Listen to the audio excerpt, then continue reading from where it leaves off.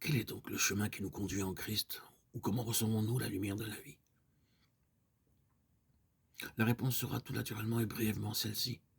Pour avoir la lumière, il nous faut avoir la vie. Cette lumière est la lumière de la vie. Elle est le produit de la vie. Toute lumière divine, toute vraie lumière de Dieu est une lumière vivante. Ce ne sera jamais une lumière théorique, ni une lumière purement doctrinale. C'est une lumière vivante. Et comment recevons-nous cette lumière de vie?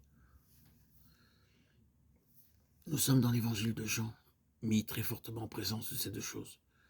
Christ en nous et nous en Christ. Le Seigneur nous a donné pour nous faire comprendre cela une illustration magnifique qui se trouve dans le chapitre 12e de Jean. Qu'est-ce donc être en Christ? Qu'est-ce donc avoir Christ en nous? Qu'est-ce donc être dans la vie, dans la lumière? Qu'est-ce donc avoir la vie et la lumière en nous? Nous le voyons dans le chapitre 12 de Jean. Il y a la vie dans ce grain de blé, mais ce n'est qu'un seul grain. Je voudrais que la vie qui se trouve dans ce seul grain entre dans toute une multitude de grains, dans des grains assez nombreux, pour couvrir toute la terre. Comment vais-je le faire? Eh bien, dit le Seigneur, mets-le en terre, qu'il tombe en terre, et qu'il y meure, qu'il tombe dans la terre noire et que la terre le recouvre. Qu'est-ce qui va se passer? Il commencera aussitôt à se désintégrer, à se désagréger, à se dissoudre, quant à sa propre vie solitaire, individuelle et personnelle. Bientôt, un germe sortira de terre, et une tige apparaîtra. Enfin, il y aura un épi lourd de grains de blé. Et si je pouvais réellement voir la vie, et regarder dans ce grain de blé, je verrais cette même vie, qui était dans ce premier grain, se trouvait maintenant dans chacun des grains.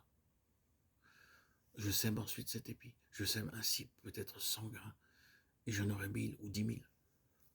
Je les sème encore, et ils se multiplieront 100 fois ou 1000 fois, jusqu'à ce que la terre en soit remplie. Et si je pouvais regarder avec un verre grossissant dans chacun de ces millions et de ces millions de grains, et que la vie soit quelque chose de visible à l'œil, je verrais que cette même vie originelle est devenue la vie de chacun d'entre eux. C'est la réponse. Comment cette vie entre-t-elle en nous, cette lumière de vie? Le Seigneur Jésus dit qu'une mort est nécessaire, une mort à ce que nous sommes en nous-mêmes, une mort à notre propre vie, une mort à une vie vécue en dehors de lui. Il nous faut descendre avec lui dans la mort, et là, sous l'action de l'Esprit de Dieu, en union avec Christ enseveli. Il se fait une transmission de sa vie en nous. Et lui-même ne réapparaîtra plus, semblable à un seul grain de blé, mais comme multiplié en chacun de nous.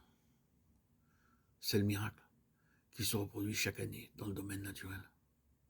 Et c'est exactement le principe par lequel le Seigneur entre en nous. Nous voyons combien il est nécessaire pour nous de cesser à avoir une vie en dehors du Seigneur, d'abandonner entièrement cette vie qui est nôtre. C'est une crise, pour commencer une crise véritable. Il doit tôt ou tard y avoir une crise. Je n'ai pas connu cette crise, diront quelques-uns d'entre nous. Ce fut pour moi une chose très très simple que de devenir un chrétien. J'ai simplement été enseigné lorsque j'étais enfant ou bien à un moment donné. J'ai simplement exprimé ma foi personnelle dans le Seigneur Jésus d'une manière ou de l'autre. Et à partir de ce moment-là, j'ai appartenu au Seigneur. Je suis un chrétien. S'il en est ainsi, votre chemin est-il comme une lumière brillante dont l'éclat augmente de plus en plus jusqu'au jour parfait? Avancez-vous dans la plénitude grandissante de la révélation du Seigneur Jésus? Oui. Avez-vous un ciel ouvert? Dieu en Christ se révèle-t-il à vous dans une merveille et une plénitude toujours plus grande? Oui. Je ne dis pas que vous n'apparteniez pas au Seigneur, mais je dis que la base inaltérable d'un ciel ouvert, c'est une tombe et une crise pour laquelle nous arrivons à la fin de notre propre vie personnelle. C'est la crise où nous faisons l'expérience réelle de notre identification avec Christ dans sa mort, non pas maintenant pour nos péchés, mais en ce que nous sommes par nous-mêmes. C'est de cela que dépend notre ciel ouvert. C'est une crise. Et cette crise a été l'expérience de plus d'un ou deux d'entre nous. La vérité, c'est que nous étions des enfants de Dieu, nous connaissions Christ, nous étions sauvés, nous n'avions aucun doute à cet égard.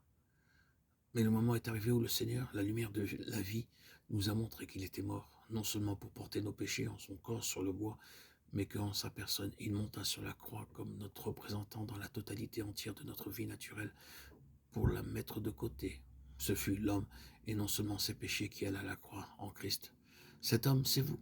Cet homme, c'est moi. Cet homme, c'est vous et moi. Oh frères et sœurs en Christ, nombreux sont ceux qui, après avoir été chrétiens durant des années, sont arrivés à cette crise terrible de leur identification avec Christ, comme homme, comme femme, comme une partie de la race humaine. Non seulement comme des pécheurs, mais comme une partie de la race, en tant qu'homme naturel, bien que régénéré, mais homme naturel, tout ce que nous sommes par notre vie naturelle. Nous sommes arrivés à cette crise, plusieurs d'entre nous, et à partir de ce moment, tout a été sur un vaste plan, un plan beaucoup plus vaste qu'il ne l'avait jamais été dans notre vie chrétienne. Il y a eu le ciel ouvert, la vision élargie, la lumière de la vie, dans un sens beaucoup plus grand. Comment cela se fait-il? Tout simplement ainsi. Et cette crise est nécessaire pour chacun d'entre nous. Si nous ne l'avons pas traversée, demandons au Seigneur de nous y amener. Mais remarquons-le bien, si nous voulons réellement que la croix agisse dans notre vie, nous demandons quelque chose, nous demandons une expérience de réelle détresse, car comme nous venons de le dire, cet homme naturel meurt difficilement, il se raccroche avec ténacité, il n'aime pas être mis de côté. Regardons le grain de blé lorsqu'il est tombé en terre, voyons ce qui lui arrive. Pensons-nous que ce soit plaisant? Qu'est-ce qui se passe? Il perd sa propre identité, personne ne peut le reconnaître. Sortons-le et considérons-le. Est-ce bien là le joli petit grain de blé que j'avais mis en terre? Quelle chose vilaine il est devenu. Il a perdu toute sa propre identité. Il a perdu sa propre cohésion. Il est en train de se désagréger. Que c'est affreux. Oui, c'est là ce que fait la mort. Cette mort de Christ, à mesure qu'elle s'accomplit en nous, brise notre propre vie naturelle. Elle la désintègre. Elle la désagrège. Elle en enlève toute la beauté. Nous commençons à découvrir que, somme toute, il n'y a en nous rien que corruption. C'est la vérité. En tombant en terre, nous perdons toute cette beauté qui était là peut-être au point de vue naturel et comme le voyaient les hommes. Ce n'est pas chose plaisante que de tomber en terre et mourir. Et c'est ce qui arrive.